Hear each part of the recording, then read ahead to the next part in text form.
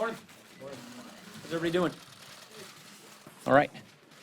Before I want to take your questions, I'd like to touch on a few areas where we found common ground this week on behalf of the American people.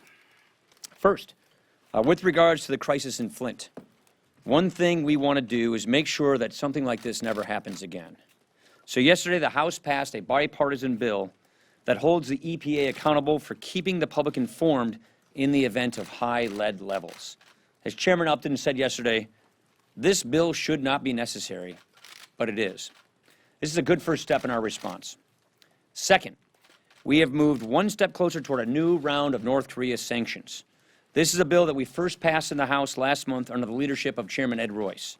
The President's strategy of strategic patience with North Korea, it's just not working. Let me say this again. The President's strategy of strategic patience with North Korea is simply not working. We can't be patient when a dictator threatens our country and our allies with advanced nuclear weapons. These sanctions will cut off support for the regime's weapons of mass destruction program. We hope to make this law soon. This will be on the floor here in the House this week. Third, the Senate will complete work today on legislation to improve our nation's trade enforcement system. This is a very big deal. This is something that I negotiated as chairman of the Ways and Means Committee. It is the most comprehensive overhaul of our custom laws in a generation. One of the big reasons we've updated our trade laws is that we don't want to allow competitors like China to write the rules of the global economy. So this bill provides the tools we need to actually enforce the agreements that we have. This is a big step in the right direction. It eliminates barriers to trade. It levels the playing field for our manufacturers and for our small businesses. The Customs bill also places a permanent ban on taxing Internet access. Internet tax freedom is one of those provisions that we've been extending every year in fits and starts. Americans should not have to worry about something as vital as this being taxed by any government at any level. So now we are banning taxes on your Internet access for good. This Customs bill is also a bipartisan House-Senate conference report. That's very important. Getting a bill passed to the House, getting a bill passed to the Senate, then having a conference committee and a conference report and passing it through both chambers. This is how bills become law. This is called regular order. So this also is another step toward regular order. I'm very proud of that fact. Last thing, while we're working to get things done, we're also focused on keeping the President and holding him accountable. As you know, the President is contemplating closing Guantanamo Bay by transferring detainees to American soil. This is against the law. The President's own Attorney General agrees it is against the law. The President's own Defense Secretary agrees it is against the law. So, we are pressing ahead with legal preparations. If the President takes illegal action, we will be ready to respond. The law is the law, and it is just that clear. With that, I'd be happy to take your questions. Brian Tumulty. Brian Tumulty, yeah. Yeah. He's still the Gannett, northern Wisconsin? I am. Yeah. Not Wisconsin, but the question is about international tax reform. Last year you had talks with Senator Schumer about using that to pay for a highway bill. Are you looking forward to continuing those talks this year? What's the chance this year? Yeah, I've asked, Kevin Brady and I had a meeting on this, and Kevin's the new chairman of the Ways and Means Committee. We had a huge upgrade in the chairmanship of the Ways and Means Committee. So Kevin is moving ahead with this. I believe he is talking with Senator Schumer, of course, Senator Hatch as well. Look, inversions are happening by the day, so I think we should press ahead by trying to advance solutions. The highway bill is gone. That's passed. That opportunity is gone.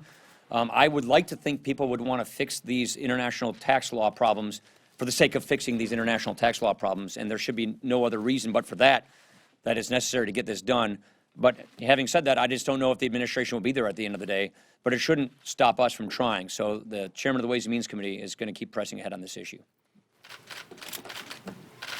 Speaker, the Commandant of the Marine Corps and Chief of Staff of the Army testified in the Senate Armed Services Committee last week that young women should be required to register for the draft.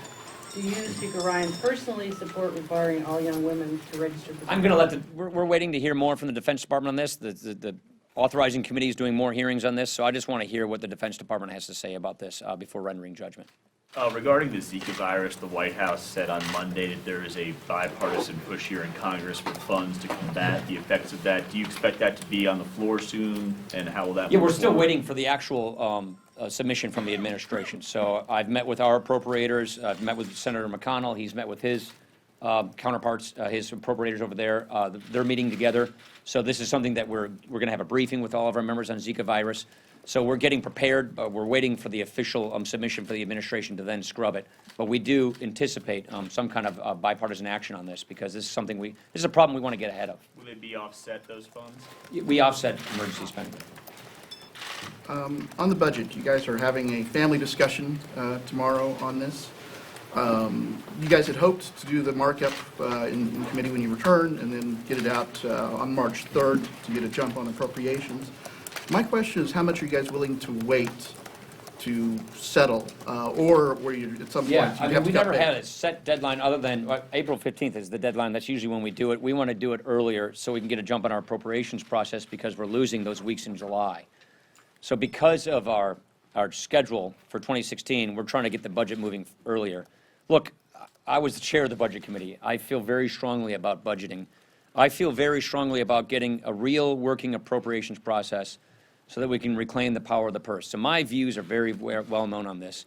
We're having the kind of family conversation. Look, this is a different kind of leadership. This is not jam things down people's throats. This is the kind of leadership where we will make decisions together as a Republican conference.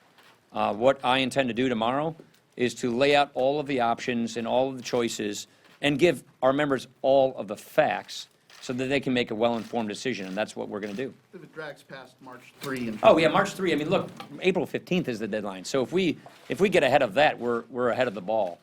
I wanted to start this budget conversation as soon as we came back from the Christmas break after the State of the Union.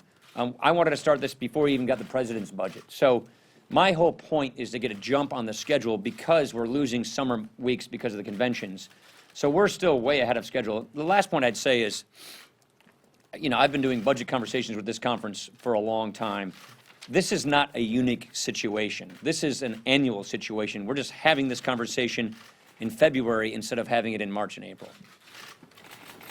At this point, when do you think the House might take up the TPP, and would that be influenced if the GOP nominee opposes it? Well, as I mentioned before, I don't think the votes are there right now because of the concerns about what's in the TPP. I can go on all the issues, but the point is, we shouldn't bring something up if we're not confident that we have the support there for it. So I think the president and the administration has a lot more work to do to get support for this document, because there are some legitimate concerns about it. So I just don't see the support there for it right now. I can get into my own concerns about it, but the point is, there are enough concerns that I don't know that there's a majority support for it. One. You spoke about today about regular order, sticking with regular order. There's a lot of people in the Capitol talking about going outside regular order for this budget process, given some of the challenges that you face. How confident are you today that you can stick with regular order? Well, it's clearly my goal. Again, I am not going to have a speakership where I am the micromanager or the dictator of the House. I'm the Speaker of the House. And so we're going to make decisions together as a team, and the members are going to help decide how we proceed. I have my own strong opinions on how we should proceed. I think a lot of people have never even been here for an appropriations process. The last time Congress passed all the appropriation bills, I believe, was 1994. So this is a power of the purse that is so vital to the legislative branch, to having the legislative branch hold the executive branch accountable. And so that's why I feel strongly of having a viable working appropriations process. It typically breaks down in the Senate. It broke down in both houses last year. I want to get it back up and running, but our members are going to make this decision together. Mr. Speaker, based on your conversations with your colleague, do you think there is majority support, or will be majority support in your conference for sentencing reform to clean out what the Judiciary Committee has passed? Yeah, well, if the Judiciary Committee is any judge of it, I don't know what the vote count was. It was pretty overwhelming, if I'm not mistaken. So the Judiciary Committee passed by wide bipartisan votes 4 bills out. I think they have more coming. So this is one of those cases where I think Congress ought to work its will. There's bipartisan support for these bills. Again, I'm a regular order guy, so whatever comes out of committee, if it has support to come out of committee, then I'm in favor of moving these things. You mentioned the internet tax freedom ban. For proponents of the online sales tax measure, they've often tried to tie those together, and I understand one of the agreements for moving the customs bill on the Senate side was that there'll be a vote over there on the Marketplace Fairness Right. Act. I know you're a regular order guy, but could I am. Chairman... I'll give you a regular order answer if you want one. I understand the answer that's expected, but Chairman Goodlatte has kind of held up that bill, according to many supporters of the Marketplace Fairness Act. Do you see that coming up in the House this year? I support Chairman Goodlatte, and I support him moving the process through his committee. He has an alternative version of this bill that he is working on, so I support his effort in doing that. But you know why? Because that's the committee of jurisdiction. Last question, guys. The appropriators, many of them have said that they're willing to move forward at the October set bipartisan spending level, regardless of the outcome of these budget discussions that you're having. Would you let them do so? Well, we have a 1974 Budget Act. In the 1974 Budget Act, you have to have the 302A. I don't want to get too wonky in this thing, but you have to pass a number so that appropriations can continue, and the budget is typically where you pass that number. So, do I want the Appropriations Committee to proceed? Yes, but in order for them to proceed, we have to pass a bill authorizing their ability to proceed at that appropriated number. If you can't get agreement on Friday, is there a chance the House won't pass Friday, a budget? look, we're in February. The budget deadline is April 15th. We're starting this conversation a month and a half early so we can get a jump on the process. This is the kind of conversation we had. Last year it was over defense spending. So every year there are machinations and concerns about aspects of the budget. This is no different than any other year we have. We're going to have a family conversation. Our members are going to be given all the options and all the data and all the evidence and all of the choices in front of them. And we, as a team, as the House Republican Conference, will make that decision. Thanks much. Appreciate it. No presidential endorsement?